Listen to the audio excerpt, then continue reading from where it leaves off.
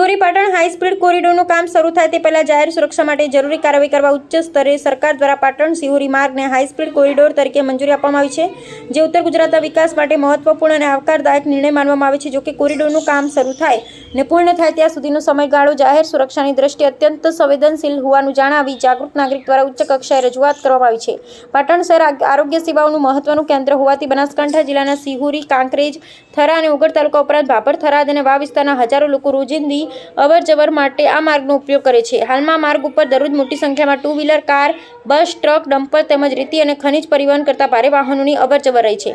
માર્ગ ઉપર અવારનવાર નાના મોટા અકસ્માત સર્જાતા હોવાને કારણે લાંબા ટ્રાફિક જામની સ્થિતિ સર્જાય અને અનેક કિલોમીટર સુધી વાહનોની કતારો લાગી જાય છે। ખાસ કરી પાટણ જિલ્લાના વિસ્તારમાં આવેલા 3 જૂના અને નાના બ્રિજ સતત ભારે વાહન વ્યવહારનો બોજ સહન કરી રહ્યા હોવાથી તેમની સુરક્ષા અંગે ચિંતા વ્યક્ત કરવામાં આવી છે। રજૂઆતમાં જણાવ્યું છે કે જો ભવિષ્યમાં કોઈ બ્રિજને નુકસાન પહોંચે અથવા તો વાહન વ્યવહાર માટે અયોગ્ય બને તો સમગ્ર ઉત્તર ગુજરાતને જોડતો આ મહત્વનો માર્ગ અવરોધિત થઈ શકે છે, જેના કારણે લાખો મુસાફરો, વેપારી, વિદ્યાર્થીઓ, દર્દીઓ અને સામાન્ય નાગરિકોને ભારે હાલાકીનો સામનો કરવો પડી રહ્યો છે।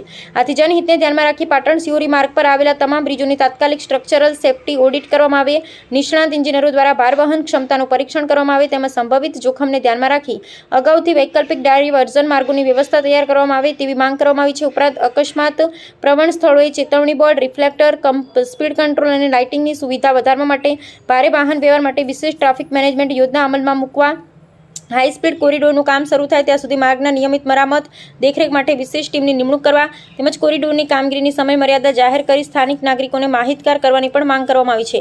આ રજૂઆત કોઈ ફરિયાદ નહીં પરંતુ ભવિષ્યમાં સંભવિત દુર્ઘટનાઓ, જાનહાનિ અને લાંબા ગાળાનું ટ્રાફિક સંકટને ટાળવા માટેની પૂર્વ ચેતવણીરૂપ જનહિતની વિનંતી હોવાનું જ રજૂઆતમાં જણાવ્યું છે। અંગે રાજ્યના મુખ્યમંત્રી, માર્ગ અને મકાન મંત્રી, નેશનલ હાઈવે ઓથોરિટી ઓફ ઇન્ડિયાના અધ્યક્ષ, પાટણ જિલ્લા કલેક્ટર, બનાસકાંઠા જિલ્લા કલેક્ટર, મુખ્ય ઇન્જિનિયર, માર્ગ અને મકાન વિભાગ સહિત સંબંધિત અધિકારીઓને રજૂઆત કરવામાં આવી હોવાનું જાણવા મળ્યું છે। હવે આ મુદ્દે તાત્કાલિક જરૂરી કાર્યવાહી કરવામાં આવે તેવી લોકમાંગ ઉઠી છે। અહેવાલ જયંતિભાઈ ઠક્કર, ન્યૂઝ 16 ગુજરાતી।